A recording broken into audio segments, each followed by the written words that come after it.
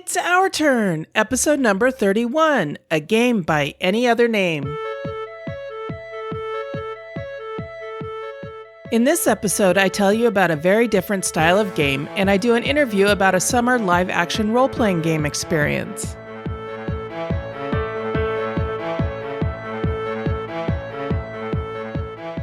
You're listening to a proud member of the Dice Tower Network, dedicated to bringing podcasters together for the greater good of gaming. It's sort of like Voltron, but with better lip syncing. Find out more at dicetowernetwork.com.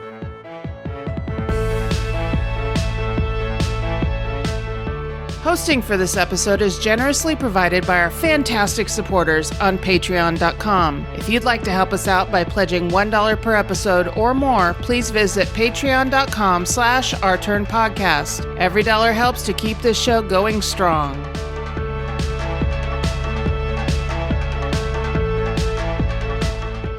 Welcome back to Our Turn Women on Gaming. I'm your host, Cathy Ford. I'm on my own for this episode, but I've put together some interesting segments for you. First, we have an interview with Cathy Amende and Chris Batarlis from Dragon Thrones, and then I'm going to share an interesting experience I had recently with you. But first, what have I been playing lately?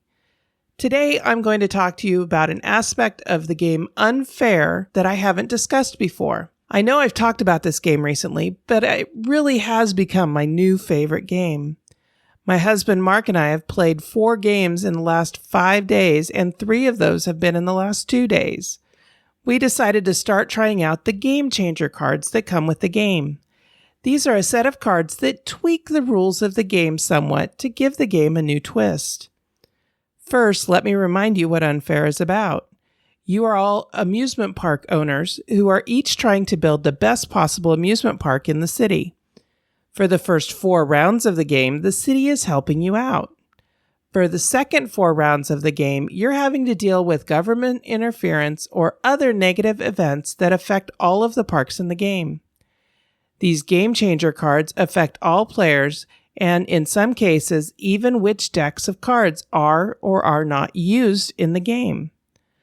The first Game Changer we tried was the Grand Opening. At the beginning of the game, each player is dealt 2 showcase cards. That's normal. These are 2 big rides that you normally have the opportunity to build in your park after you've built it up a bit.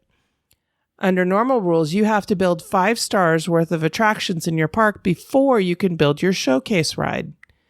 With the Grand Opening Game Changer, you reveal your showcase cards to the player on your left. They choose the ride you start the game with, but it's already built into your park for free. This is a big deal because these showcase rides are expensive at 20 coins each. Mark and I both liked this one. It added a big ride right off the bat, and that had a big impact on the decisions that you made moving forward in everything from upgrades to that ride to decisions made in playing events or choosing blueprints. This one is a play again option that I'm looking forward to seeing how it works with a higher player count. The second one we tried was School Vacation. When this Game Changer is used, you remove all cards from the game except for the park cards. Because the event cards and the city event cards are not used, you skip the event draw and event play steps and the city event step as well, unless the park card says you can do something during the event step. For example, Mark and I were playing with the gangster theme and the vampire theme for this game. Between these 2 themes, there were 3 staff members and 1 upgrade feature that enabled us to do something during the event stage. In Unfair, you follow the rules unless the cards tell you you can break them. So even though we didn't have event cards in this game, there were still options to use during the event's play stage of the game if you had those cards in your tableau. Mark and I weren't as happy with this Game Changer. The events, city events, blueprints, and showcase cards are a big part of the fun of this game, and removing them just removes some of the enjoyment we got. This Game Changer also increased how much money you got per star in your park during the guest step, but even that was not enough to compensate for the loss of all the other cards. I don't think we'll play with this one again, unless maybe we check it out at a higher player count, but right now my feeling about it is meh. The last one we tried was called Advanced Planning. Blueprints are secret objectives you're obligated to fulfill if you take a card from that deck. If you don't fulfill the requirements of the top half of the card, you lose 10 points per unfulfilled blueprint at the end of the game. This game changer did not give you the option to not use one. This one gave players 5 blueprints to choose from at the start of the game. You choose one and then hand the rest to the player on your left. They choose one from what you gave them and then discard the rest. It's a kind of a drafting mechanism. This game changer, we're kind of on the fence about. Granted, it makes it so everyone has to use the blueprints unless they can find the cards that allow you to discard blueprints. Personally, I like using the blueprints, but not everyone does. This one didn't have too much effect on gameplay, but it did affect the choices we made because we had at least 2 blueprints to fulfill or risk losing 10 points each at the end of the game. I'd like to see how it affects a game with a higher player count. Have you used any of these game changers in your plays of Unfair? Let me know in the episode 31 thread in Guild 2600 on BoardGameGeek.com. You'll find a link in the show notes. Just go to ourturnpodcast.com/episode 31. And that's what I've been playing.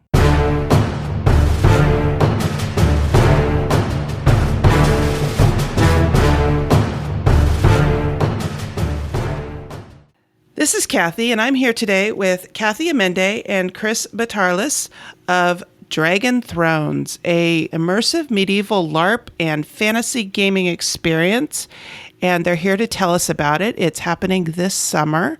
I'm looking at the website, and it is pretty impressive looking. Cathy and Chris, welcome to Our Turn. It's your turn now. Cathy, can you tell us a little bit about Dragon Thrones? Sure. Thanks, Cathy. So Dragon Thrones is, as you mentioned, an immersive medieval game. It involves not just the traditional aspects of, say, a Boffer LARP where, you pretend to be a character and go out and hit each other with foam swords. Instead, it is a game that combines elements of board games, elements of LARP, elements of some of the other kinds of fun events that a lot of us do, like escape rooms and questing and that sort of thing. And what I like to tell people is that we are a medieval LARP, but we're not Game of Thrones because we don't have all the rape and sexism. Oh, that's good. That would be a not good experience. Right. So I'm looking at your website, and on their homepage, there's a video of I'm assuming it's the site where you have this game? Yes, Bryn Mawr. Can you tell me a little bit about that? So Bryn Mawr, and I have a fondness for it because it is my alma mater, what we call the mothership. Bryn Mawr is a women-only college, and it is small. It has about 12 to 1,300 students, and it is built on this amazing Gothic campus. And the architects who built it went on to do, and I might get my Bryn Mawr card revoked for this, went on to do either some work at Princeton or Harvard or Yale, one of those places. And it's just amazing. Traditionally, Bryn Mawr is called one of the top 10 most beautiful campuses in all of those polls that you see in all of those quizzes. And it's a well-deserved reputation. And I am really looking forward to seeing what we do with that. I know that a lot of times the main hall that we're using, Thomas Great Hall, has been used to actually have Hogwarts dinners because it looks so much like it could be on the set of Harry Potter. Yeah, it looks like a medieval castle. It's beautiful. So tell me about the event that you're planning. Chris, do you want to talk about that? I'm going to let Chris do that. Okay. Sure, no problem. Dragon Thrones is, as you guys have already mentioned, it's a LARP, but it's also what we call a mega game, which is a cross between live action role playing and a tabletop gaming type experience. So it infuses the strategic tactical elements of kind of board gaming and the social deduction, that social element of kind of those Avalon, Resistance, Werewolf, Mafia type games with the live action immersive experience. We also have elements, as were mentioned, of escape rooms, and we have side quests, more like scavenger hunts across the entire campus itself. So it's as if you step through a portal into a fantasy medieval universe when you get there. And it is a full weekend, all-inclusive experience. So when you get there on Friday, you're basically greeted by your family kingdom, which you will join, one of the 10 family kingdoms. And that will be your team, kind of your home base, so to speak, for the weekend. But you'll still interact with all of the other players, making deals and trying to complete your own personal and family objectives, along with the big overarching global objective. Now, there's two major forces. There are the humans. Now, of course, none of them can perfectly get along, To say the but least. they're still humans. Humans have trouble getting along? What? So, yeah, right? And then there are the draconian clans, which are dragon people, to be said as simply as possible. And basically, they are invading the human lands to try to take back what was once theirs in the past. So that's kind of the global objective of the different teams, are to either try to stop the draconians from coming in, or if you're the draconians, take back the world that was once yours, so to speak. So this global game is going on. And while you're there competing with your team and working together to achieve these objectives, personal and family, and working with the tactics, there will also be entertainment experiences as well. So we have some amazing band performances that are, of course, thematic with the medieval feel. We're going to have stage combat fighters who will be in the grand tournament and many more as well. So it's a kind of a full experience for any level of whether you're a veteran gamer, LARPer, all the way down to a complete new beginner, someone who maybe just loves fantasy films and fantasy medieval, all the way down to there. Because we have GMs who are there to help everybody, teach them the experience. We're going to have little classes as well to help get you in, but they're thematic classes to teach you mechanics, to teach you lore, to really get you immersed in the world. I was going to ask if you teach people how to role play, or do you need to be experienced to participate in this? Yes, this isn't something that you have to read a big book on or anything like that. It's something that you can learn the day you walk there. You don't have to study up and read big D&D manuals or anything like that. All of the mechanics are streamlined, but they are as in-depth and as deep as your character wants to make them. So you can be as involved or as much of a kind of a just person within the world as you so desire. So it's there to allow for that customizability in how you want to play, if that makes sense. We're going to have game masters there to help teach you the rules, to guide you, to help you, to coach you with whatever you want to do. And there will also be non-player characters, quote unquote, that are there to help create scenes so that the immersion and the characters and the story flows even better. And those people are there to help you. And once again, you're never by yourself because you have your own family kingdom to work with. You have other people who are on your side, or maybe secretly against you, but they're there to help you really be able to get into the game. And again, the mechanics of the game itself are going to be taught to you there throughout the weekend, but they're nothing that are so in-depth or things you have to learn dice or statistics for. Everything is there that is there to create that theme and that feel of the story that's really not determined. It's really up to you and the choices that you and your character make. It looks like this campus makes it very immersive. Are the costumes provided? Do you have to bring your own costume? So we're actually going to be providing costume pieces to help you actually show for your team kingdom. So basically, we're going to give you something with your family crest on it and colors to help people know what team you're on. Certain packages actually include costumes pieces, and things like that. So some of the actual ticket packages will allow people to get more costumes included, but we're going to also have props and all those different types of things that we're going to provide as well for players to interact with and use. And this is something that is pretty unusual for LARPs of any sort, is the idea that if you come, we're going to help provide you the pieces you need to be recognizable. But at the same time, for people who already have all of the gear and already have the costumes and are looking for an opportunity to use those, that is absolutely part of the fun of this. Yeah, that's great. I know there are organizations like the SCA, the Society for Creative Anachronism, where people create their own elaborate costumes. But one of the reasons I've never participated in that is because I don't sew. Many of our players will create their own costumes or get costume pieces that they want to bring. But if you're not someone who can sew who is a more of an expert costume creator, basically if you wear neutral clothes, not jeans and a t-shirt, the pieces that we provide, such as a tabard and cloaks, can help actually create that immersion, even if you don't own a major elaborate costume. So we're not going to require people to, go out and spend a ridiculous amount of money buying some, replica costume or suit of armor.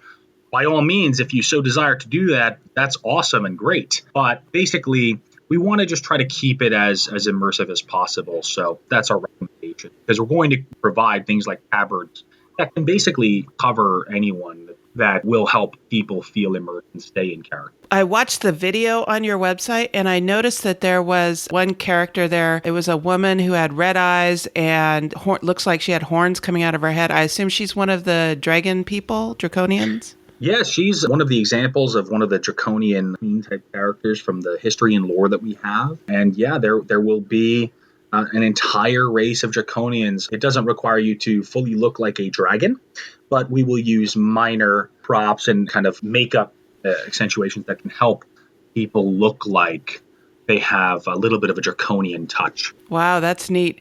And I noticed there was somebody there that looked kind of like a king. Is that an NPC or is one of the characters that you can play, the king or the queen of the kingdom? One of the great things about this game is that because you have 10 different factions that you can belong to, each of these factions has leaders, and those leaders are played by our characters. There is not a single role that cannot be filled by somebody who wants to play the game. And the only sort of NPCs or non-player characters are going to be people there to help sort of, get you involved, but they're not going to be the people who are sort of handing down plot for people to do.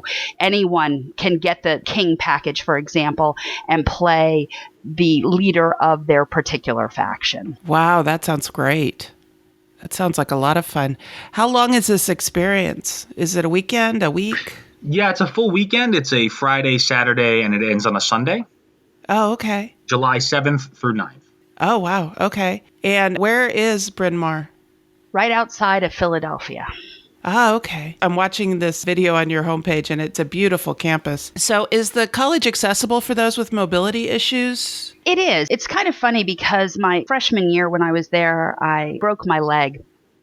And so I was in a wheelchair for about a month on campus. And there were certainly some buildings that at that time, which was, years ago, it was not as accessible. But in that time, it has become much more accessible. And I'm pretty sure that there are no buildings left that you cannot get into that do not have elevators, etc. And I think this is part of what's really important to the ethos of Dragon Thrones is that, and this is kind of what I was getting at earlier, even though we are set in a medieval style setting, we still have this desire to be inclusive, and all of our characters can be played by either women or men or, anything in between. So whether we're talking about a person of color or we're talking about, a white Caucasian male, there are plenty of things that each of them can do anything. So that was really important to me because one of the things that Bryn Mawr stands for is that kind of inclusivity. And Bryn Mawr, being a women's college, is obviously concerned with helping to empower and provide equal opportunity for women. And that was something that I wanted to carry over into the writing that we're doing, which is why it doesn't matter who you are. It doesn't matter, if you're in a wheelchair or if you are fully able-bodied, you're going to be able to play this game. Oh, that's wonderful. This is like a medieval style fantasy. Is there activities like sword fighting and jousting and things like that, or? It's not what we call a boffer LARP. So we don't have players necessarily fighting each other outright, but we will be having planned stage combat that are not necessarily planned out who is the victor, but we will have stage combat professionals from the New Jersey Ren Fair and other Ren Fairs nearby who will actually work together to create basically that fighting element, the tournament element within the game itself, so that each family will be able to choose a champion, and those champions will be able to fight. We're also looking to plan to have some stage combat classes where you can actually learn some of the actual elements of stage combat with, of course, safety LARP weaponry, which is actually usually made of latex or a kind of a rubber type of foam. So they're very, very safe, but it keeps it very thematic so you can really get a feel for learning some of how stage combat works to be able to create these scenes. But they're not actually a part of the game. It's more of part of the spectacle and the entertainment experience. Oh, okay.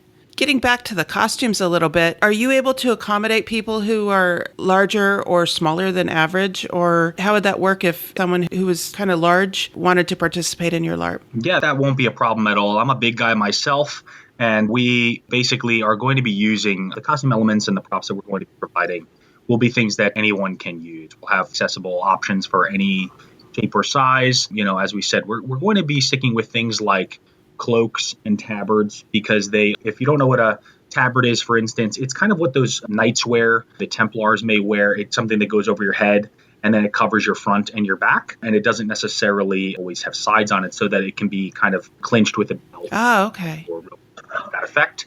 And then, of course, cloaks can be worn by pretty much anyone. Simple cape or cloak that can be of the colors of your family with a sigil or a crest of your family on it, so that people know who you're with, so to speak.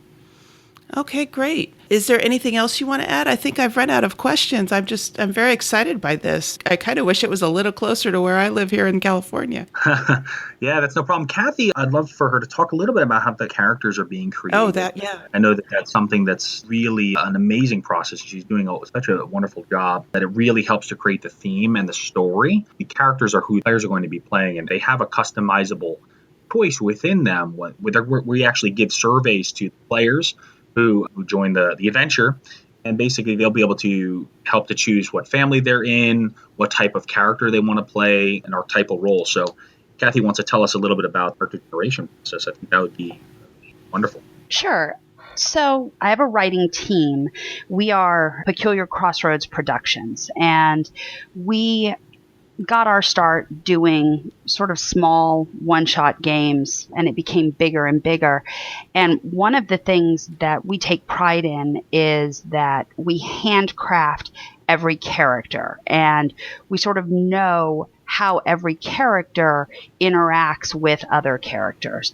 And so for Dragon Thrones, of course, there are going to be many more characters. So the process of it is a little more streamlined. One of the things we're trying to do is appeal to not only people who have been long-time LARPers or long-time gamers, but people who are just getting started. So in that vein, we provide on each character sheet a name that can easily be male or female and can be changed if you want. The name is totally up to you. And then we provide also a little story about their background, something that gives them motivation for why they're there and what they're doing, and an archetype of kind of character that they might be playing. So, for example, you might be playing the reluctant heir, somebody who knows that they're next in charge but doesn't want to be in charge. Or you might be playing the sneaky thief who presents himself one way but is secretly, stealing secrets or so forth. So any kind of character that you can imagine from, say, Game of Thrones or Lord of the Rings or any other kind of epic fantasy, we probably have characters that sort of fill those archetypes, if not the exact same as those characters. Along with the characters, we're also providing motivations, but also challenges. And what those challenges do is they give you something to role play during the game. And some of these challenges are easy, some of them are sort of moderately difficult, and some of them are really difficult. And you might never accomplish during the course of the game, but are, as they say, that the fun is in the journey itself as opposed to the destination. So For example, an easy goal might be something like make a connection in this particular faction, and a moderate one might be learn the secrets of that faction, and a really difficult one might be get them to overthrow the king of their faction. So that last one would be very difficult, but you can see how there would be a lot of role playing involved and a lot of attempts to curry favor with all of the people in that faction and so forth. So there's quite a bit of negotiation and diplomacy skills, things like that people can use and exercise a little bit. Absolutely. And we're going to have different types of characters. So if you, say, want to play a warrior character, there are going to be plenty of warrior characters. If you want to play a house diplomat, you can play a diplomat. If you want to play a house wizard, you can play a wizard. So there are a lot of different kinds of experiences and a lot of different kinds of skills that can be brought to bear on the character that you're playing. And if you get a character and you don't love it, you can always request a different kind of character, and we'll make sure that happens for you. Oh, wow. So you're going to have plenty of characters to spare. Yes. And in fact, if something happens during the game and you don't love your character, you want to change, or your character dies, or something happens, there will be other characters available for you to play. Oh, outstanding. So your character dies on Saturday, you can play something else. You're not eliminated from the game. Correct. That's great. Yeah, I just want to, let me point out two quick things about characters. Those are all amazing details. Characters, for them to actually die during the game is going to be very difficult. It would have to be something in this particular game where you would have to agree character-wise that that's something that you wanted to allow to happen to your story. Bryn Mawr has some magics there that within the theme and the story will basically prevent characters from attacking each other physically there on site. That's why the big war map, the overarching war itself, for the mega game aspect, that tactical map there is where you'll actually be able to send forces to other people's castles that where you're not there, but you'll actually be able to order your armies to go and attack them and potentially take them over while they're there doing diplomacy with you. You may be actually taking over their kingdom, which is kind of the big part of the overarching feel of the game. And one other major point that I want to mention is Cathy's making amazingly awesome detailed characters. And if you have that character and there's something you want to do that may not seem like it's a part of that character, it's still up to you. It's your character once you get it. Your choices are absolute. You can do what you want basically with that character, even if it seems slightly different from what the character says. You want to try to role play your character. You want to try to be kind of what that character is asking of you in a way, but you want to still make all of the choices. Nothing is predetermined in your destiny, so to speak. Once you have that character, the destiny from that moment forward is yours. We've just predetermined things for you to help guide you and to give you purpose if potentially you don't have an idea of where to go. So you have objectives and you have connections with other characters in the game to help get you started, so to speak, and to get you moving in a direction, which is great for motivation when you're playing in a LARP in this live action immersive world. It's so great to have purpose and to have places to go, so to speak. But nothing is predetermined. It's all up to you. Well, and one of the things that I like to tell my players is if you have a character who is a diplomat, who's not a physically based character, and something is happening that is very physically based, and you feel like you want to join it, but maybe your character wouldn't, I try to encourage them to find reasons that their character would. For example, my character's a diplomat,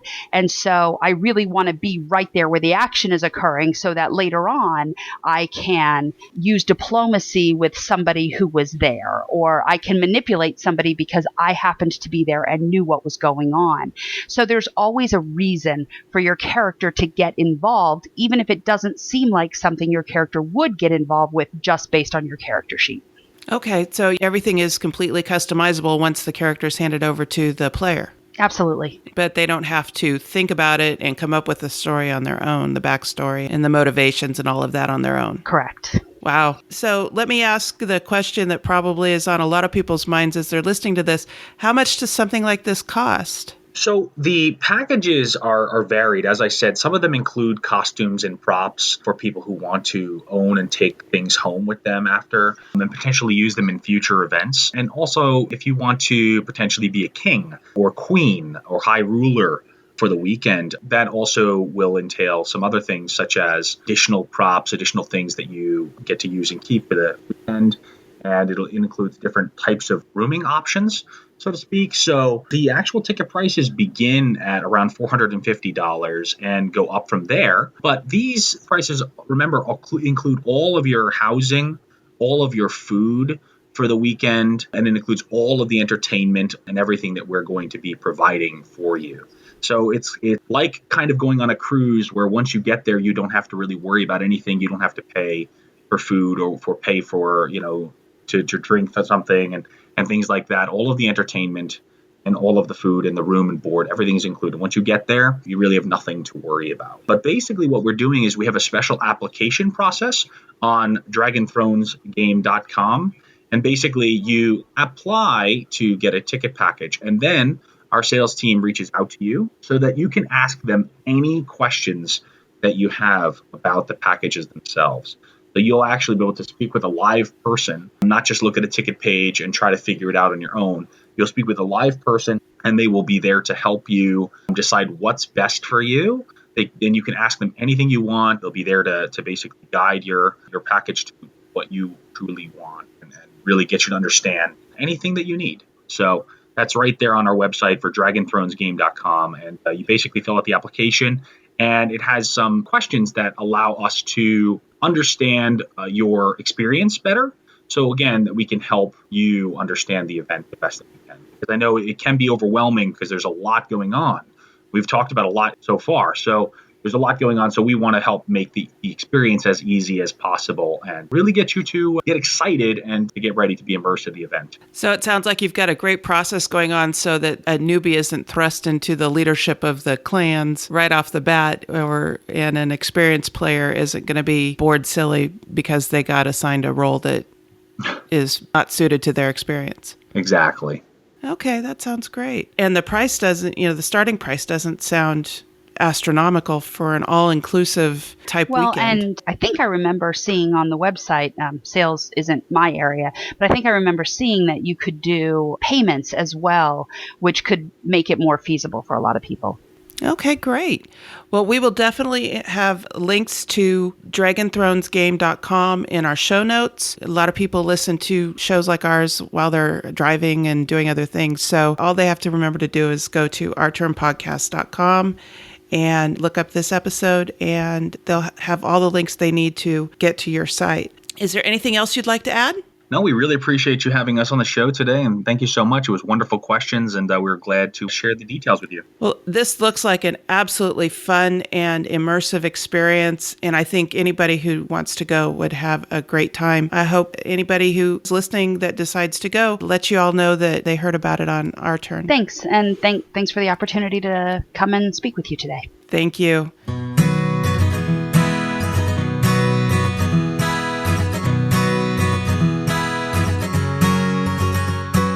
Today I want to tell you about a different type of game from what we usually cover on the show. Normally we talk about board and card games, RPGs and LARPs like the one you just heard about, and video games. However, we have mentioned that we will occasionally talk about sports, and today I'm here to talk to you about an unusual sport. Most people are aware of sports like football, baseball, soccer, track and field, polo, cricket, hockey, and gymnastics. We see these sporting events on TV, and many of these are featured during the Olympic Games coverage every 4 years. However, over the weekend of May 17th through the 21st, I volunteered at a tournament for sporting clay shooting at my brother David's target range at Quail Point near Zamora, California. Zamora is a small town just off Interstate 5 in Northern California, about 45 minutes north of the state capital of Sacramento, where I live. Shortly before my brother bought and took over Quail Point from my parents when they retired, he set up a sporting clays range at the club as a way to bring in extra business during the summer. The sporting clays part of the business has taken off, and for the second time, Quail Point has hosted the California State Sporting Clays Championship, and I have volunteered as this is a big event, and I like helping my brother whenever I can. Sporting clays target shooting is similar to skeet. I'm sure you've seen skeet shooting in movies and TV shows. It's usually depicted as a sport for rich guys, where the shooter yells, "Pull!" and a target fires up into the air. The shooter tries to hit it to score.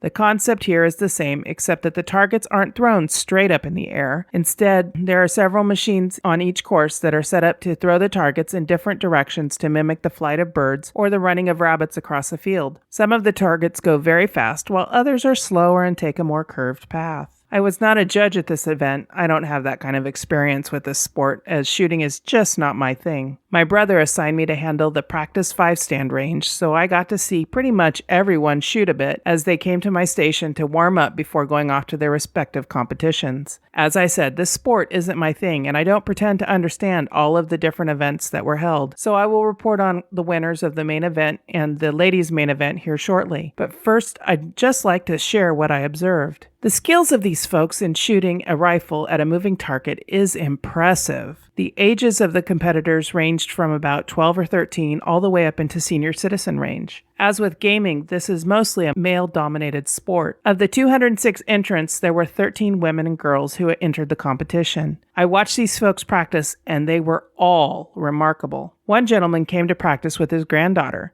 They were both very good shots, but the grandfather was extraordinary. Of the 120 targets I watched him shoot, I remember him missing 2. His granddaughter had a remarkable eye for the targets as well. I believe of the 24 targets I watched her shoot at, she only missed about 5. Given that she was only about 16, this is notable. Another man and his 13-year-old boy came by to shoot, and of the 48 targets they shot at, I remember each of them missing 2. This was a championship competition, so each of the entrants had to earn their right to be here. This is also not an inexpensive hobby to get into. If you thought the gaming hobby was expensive, it's got nothing on sporting clay shooting. Just the rifles alone cost anywhere from several hundred to tens of thousands of dollars to purchase, each. Add in the cost of travel, ammunition, and entry fees, and attending a tournament like this can cost you several $1,000s. These folks were dedicated to this sport. They practice all the time and travel to tournaments to earn points to get to an event like this. The winner of the main event was Bruno Lombardo with a score of 186. The winner of the ladies' main event was Cynthia Vogel with a score of 166. 20 points may seem like a big spread, but again, there were 206 entrants in this competition, and Ms. Vogel scored higher than the average of the total number of entrants and was in the top quarter of scores. I'm sure that took a lot of dedication and practice. I'd wish her luck at future competitions, but there's no random factor that I could see in this game. It was all skill. Skill in calculating the velocity of the target and the wind, aiming correctly and firing at just the right time so the shot intersected the target. Very tricky game mechanics to deal with. I'm telling you about this event not because I think it should become a regular part of the show or that I think it's something everyone should try. As with any hobby, including gaming, this is not for everyone. However, when I see such dedication and skill at an event, I want to share it. When I see a minority group working to excel in a hobby, that too should be recognized. Women made up only 6.3% of the entrants in this event. However, their scores were not far off of the men. I can see a time one day where a woman could take this competition. I hope that when that happens, I get to see her do it. If you're interested in learning more about sporting clay shooting or this event, go to ourturnpodcast.com/episode 31 for links to some resources we've shared there. Hey everyone, this is Sarah. We've been getting some questions on how listeners can support the show, so here's some ideas. Tell a friend about the show. Really, one of the best ways to support us is to spread the word. Commenting on our episodes, either on the website, Facebook, Twitter, or Board Game Geek, are very helpful for us to know what listeners think and want from our show. Take pics of you playing games and post them to any of our social media venues. We'd love to know what you're playing and take a look at playing those games too. Please call our voicemail number, 916-426-2873, and leave a message or a show intro. For example, you could say, "This is Sarah and it's our turn," or "This is Sarah and you're listening to Our Turn Women on Gaming." But of course, replace Sarah with your name. For some financial support, you can support us through Patreon at www.patreon.com/OurTurnPodcast. You can also buy games through our website links. We have t-shirts with the Our Turn Podcast logo. If you buy a t-shirt, please send us pics of you wearing it. And lastly, we have a donation button on the site for anyone wanting to do a one-time donation. So there's many ways to support us, and we appreciate any and all of them. Thanks for listening.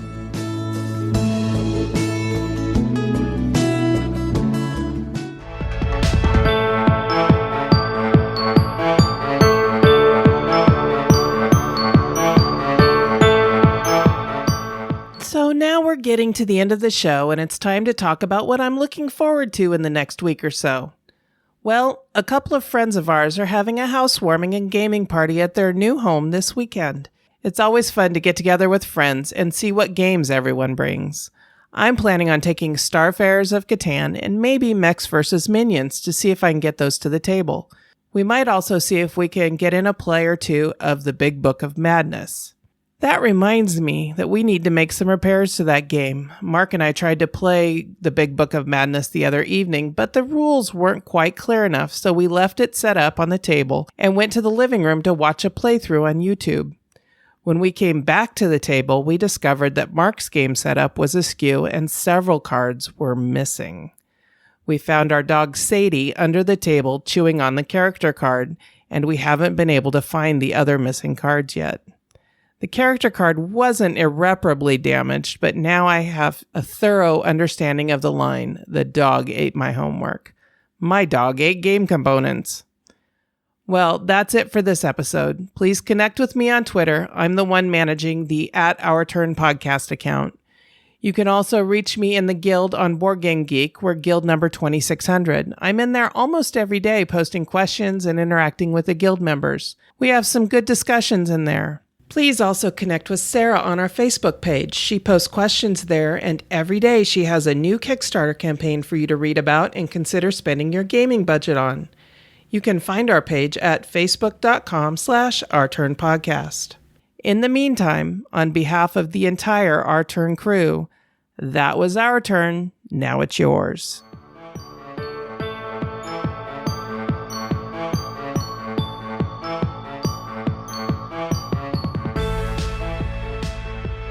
Thank you for listening. This episode was recorded on May 25th, 2017, and is written and produced by Cathy Ford and Sarah Reed with assistance from Kathy Amende, Chris Batarlis, and Mark Ford. Next time, we'll discuss the progress Sarah, Jessica, and I have made on our 2017 board game challenges so far. We want and encourage your questions, comments, and feedback. Please call 916-426-2873 and leave us a short voicemail, or send an email to feedback@ourturnpodcast.com. Our theme music was composed by Adriana Crickle. Please check out our show notes to learn more about the composers featured in this episode. The material in this episode is copyrighted under Creative Commons Attribution Non-Commercial No Derivatives 4.0 International License. If you want to learn more about the games discussed in this episode, please visit our website at OurTurnPodcast.com/episode 31. You can find a list of the games along with links to their listing on BoardGameGeek.com and an affiliate link to buy the games, which also helps to support the show. We are proud members of the Dice Tower Network. You can find out about other shows in the network like the Portal Gaming Podcast, the Dukes of Dice, or the Board Game Point of View by going to DicetowerNetwork.com. Thank you for your support. If you like what you heard, please tell your friends about us.